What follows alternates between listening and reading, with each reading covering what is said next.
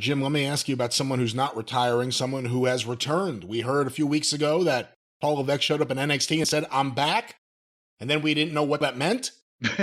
Now we have found out WWE has released an official statement from Stamford, Connecticut, July 22nd, 2022.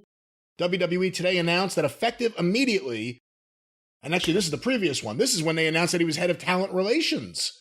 They just announced that a few days ago, and then they announced, and I don't have the official statement here. I thought I did. But it was Friday he was back as head of talent relations, and Monday it was a quick promotion. Took 72 hours. He also is head of creative. He is now also head of creative. So what are your thoughts on the idea? We all thought, at least temporarily, that Bruce would be the head of creative because that was kind of the role he had for Vince. Triple H head of creative. Triple H head of talent relations. Stephanie McMahon, co-CEO and chairwoman. What are your thoughts on what all this means with Triple H? Well, first off, obviously, Triple H has a heart condition. He had announced his retirement from the ring ever. He's got a pacemaker or a defibrillator. I sound like fucking Costanza's dad trying to say Del Boca Vista. Whatever he's got in his heart, he doesn't need to take over that stressful a job for a long period of time, but I'm sure he's doing it for at least one of, if not both, of two reasons. Number one, the team is in need. The company is in not trouble as a company, but the company has troubles and needs somebody to be in those positions. I would hope that he's not looking at doing both of those things and whatever else he's going to be doing, because he's going to be in everything for the next 10 years. I hope this is not a long-term thing. I'm thinking what they're doing is we're stepping in now. We're going to establish some type of order and level-headedness around here. We're going to hopefully get things moving in an even better direction than they were, and they are either getting the company, the ship righted and sailing steadily, and the stock is already up 10% since the Vince news and all this other stuff, almost 10. And then they can let Nick Khan work his magic and everybody prospers. And at the same time, Stephanie will have established herself as the person probably to be one of the chief executives, if not the chief executive, under new ownership, because she's one with all the experience, and Triple H then can probably have a better idea of who he can appoint to help him, assist him, take over one of those positions under him, whatever the case may be, to where he doesn't have to work so goddamn hard. But it makes sense, and I would say Triple H, great for both those jobs forevermore. If it wasn't for the fact he's got a heart condition, you don't want, suicide for fuck's sake. But that is both those positions are very stressful, but it makes perfect sense from a wrestling standpoint for a wrestling company. Because if you combine the jobs of head of creative and head of talent relations, what you get is the old job of booker, right? Because a booker's job, and we've talked about it, but I'll summarize it, that the promoter may have owned the company, and the promoter ultimately was on the hook financially and responsible for, all the arena costs and paying the talent and advertising and television and getting all those things, getting the television, getting the arena dates. He ran the company and he made the most money when it was profitable, but the second most important person in any wrestling territory was the booker. Generally, but not always, it was one of the boys. Almost always, the booker had been one of the boys, or in some way a participant, referee, manager, whatever. The booker was also, if he was wrestling, probably a main event wrestler, and also being paid as the booker. So I was definitely the second highest paying gig you could have besides actually owning the company. But the booker was responsible for deciding what talent to use and what not. So it's the same thing as talent relations. They hire and they fire. They sign the contracts. There was no contracts back in the booker days. The booker would call you up and say, hey, can you start in 2 weeks? Here's your start date. And the booker would tell you 2 weeks ahead of time, here's your finish date, or longer if you were a main event star. But it's still the same thing. They decided which talent to bring in based on who they liked, who they thought could draw money, who they wanted to push. The promoter always got to keep certain homesteaders, people that were important to the territory that the booker may not have normally employed, which sometimes led to some inter-office strife and definitely gave the promoter a hotline to stooge on the booker if he did anything wrong. But the booker, besides bringing in the talent and or letting go the talent and dealing with all the talent's problems, did they do something? Did they get arrested? Is somebody hurt? Somebody got an issue with somebody else in the locker room we need to straighten out? That's all talent relations. And head of creative, the booker also formatted every television show, decided the lineup for every house show, decided who went over in those matches, and came up with the finishes. And usually, especially in a territory of any size, the booker would have one assistant. Dusty had J.J. Dillon. Dusty had Kevin Sullivan in Florida. Various people at various times had various assistants. But that was pretty much it. There wasn't a crew of writers. There wasn't a talent relations staff. The booker was the guy. That's why that sometimes if a promoter got sideways with a booker and the booker pulled out, the promoter would suddenly lose half his talent roster overnight, because in a lot of cases, the talent was more beholden to the booker than they were that promoter. That one promoter, if they weren't liking where they were working anyway, they didn't care if they came back, but that guy booking may have a job in 5 different territories over the next 15 years. So talent relations and creative, as they call it now, go hand in hand if you're talking about a wrestling company. The problem has become that this one has gotten so large and they do so much television, they do so much programming, so many various shows that even though it's best for wrestling, it's the most cohesive, logical, sensible, reasonable, easy to understand product under one fucking guy. One guy can't do all this. I mean, and I'm talking about the booker, even he oversaw live event promos every week.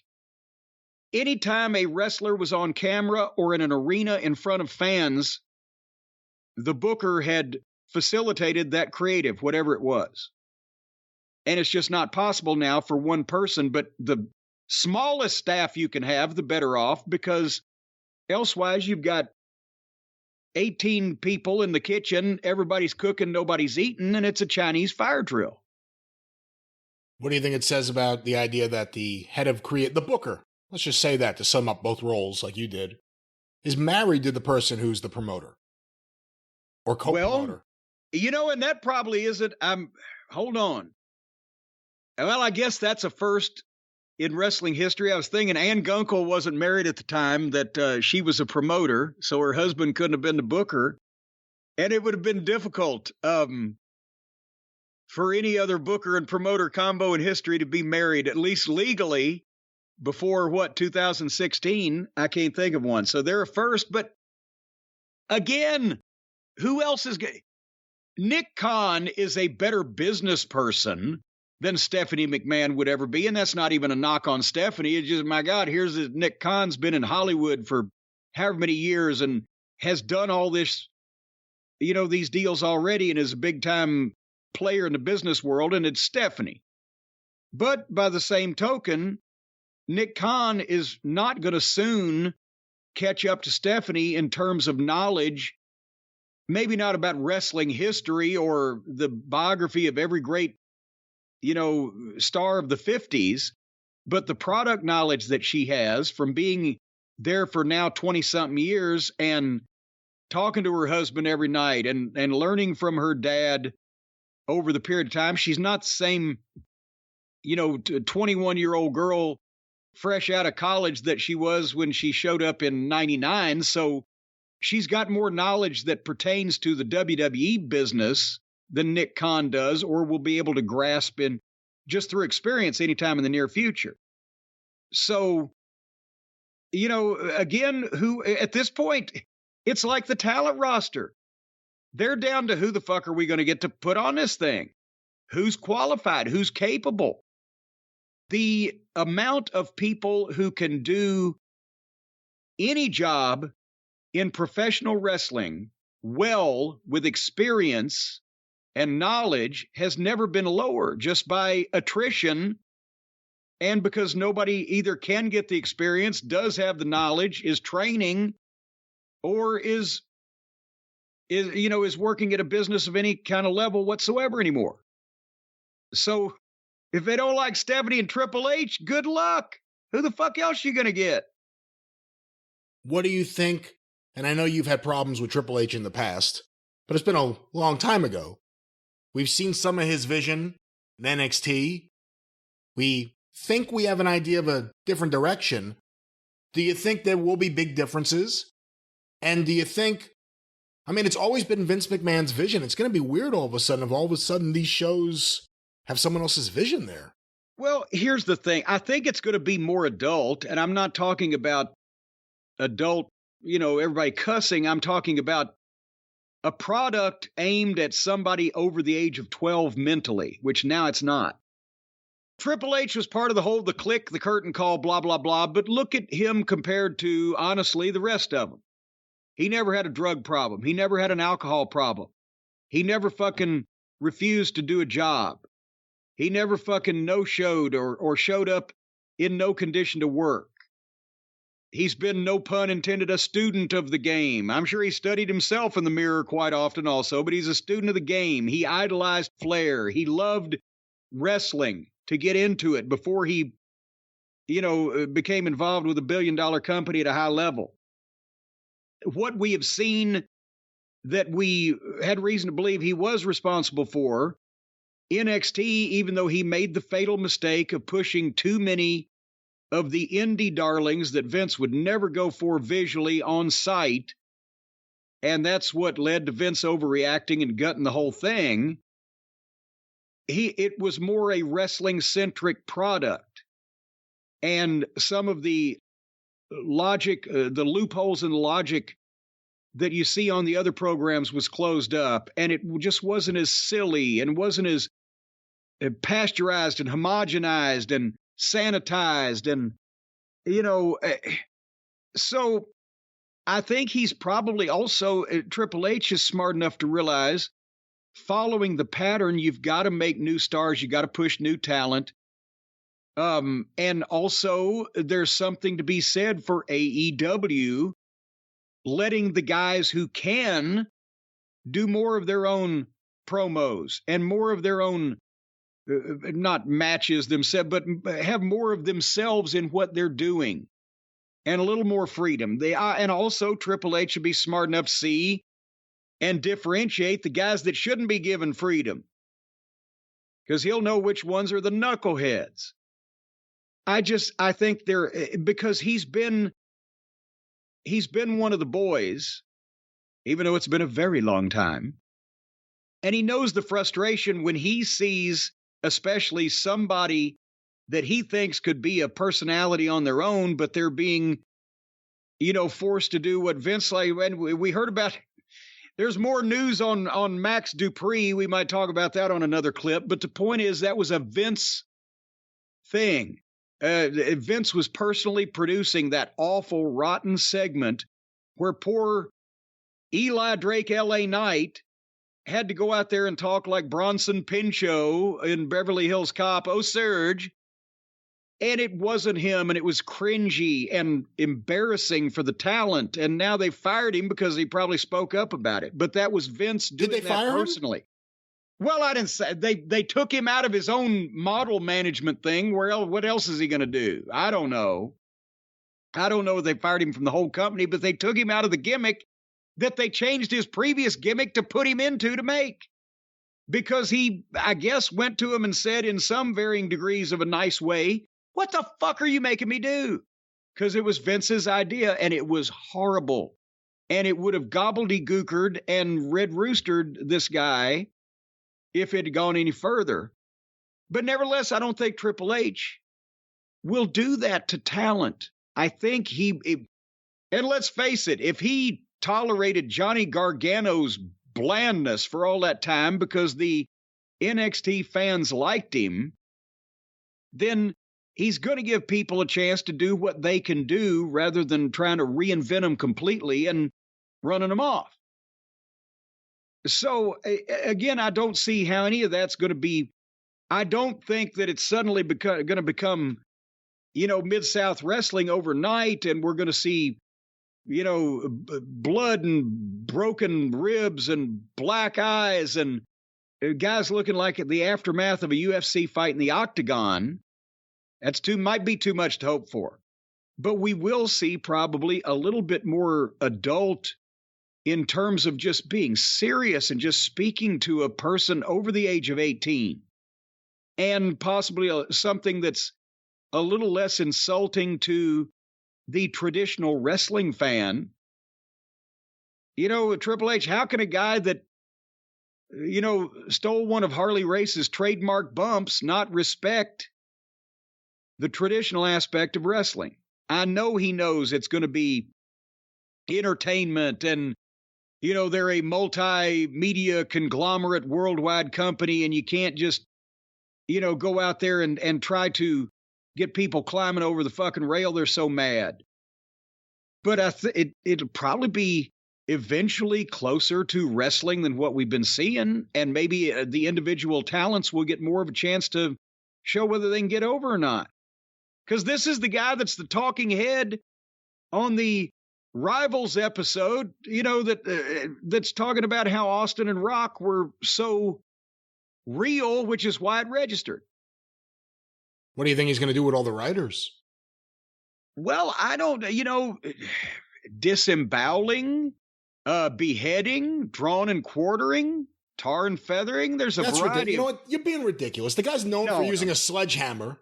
Okay, well, that's true. So he can play whack-a-mole with the writer. No, I mean, again, I know they have to have a staff of writers now because they have so much content, and a lot of writing of wrestling is also keeping track of what other shows are doing or what other footage is going out in different, Twitter or the website or and all this international content they do. It's insane.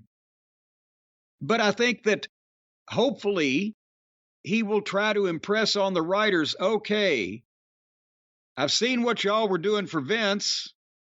Some of it I was impressed by, and some of it left me cold. But I know that he can be somewhat intimidating, overwhelming presence, so this is what we want to do. Let's start coming up with things in this direction, and I'll give you a chance to shine on your own for my purposes.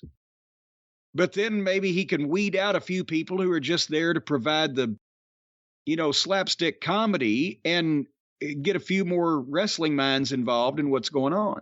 Possibly younger ones than Michael Hayes, who is pretty much my age. And, I know that... he's been there a long time. Forget about even age. I mean, you talk about a wrestler being on a roster a long time. How many bookers, how many, writers in this case, work for a company for 25 years. Well, that's the thing I was about to say. I know I've said that nobody executive produces television for 40 years for the same company or program or whatever like Kevin Dunn has. Well, nobody ever, including me or what I've never wanted to, is on a creative fucking team for 20 fucking years. And I'm not saying fire Michael. If you want to, you can. I'm not advocating for him either. I'm just saying just get some new fucking heads, younger, serious-minded wrestling heads. MJF, anyone.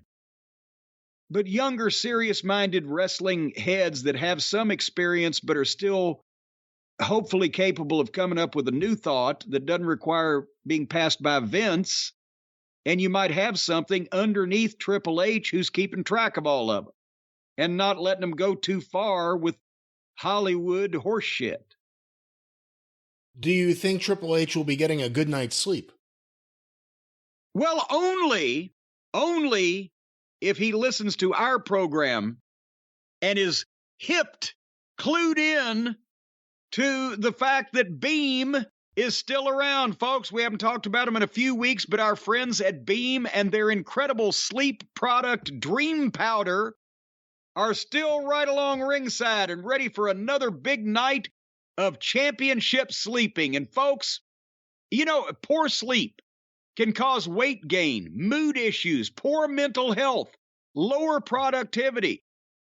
You know, my sleeping hours have changed slightly since we've had construction going on around the house, and that may have led to some of my grumpiness this weekend when I went out in the garage with a baseball bat and began bashing shit. So you don't want poor sleep. If you sleep less than 6 to 7 hours a night, that's linked to reduced white blood cell count. And folks, I'll tell you, if you don't have the white blood cells in with the red blood cells, then your blood turns black. Did you know that, Brian? Completely black. If you don't have any white to balance out the blood to get to the red, which is in the middle of the spectrum, your blood is black. It scares the shit out of people if you have a nosebleed. You look like you're goddamn hemorrhaging from Ebola.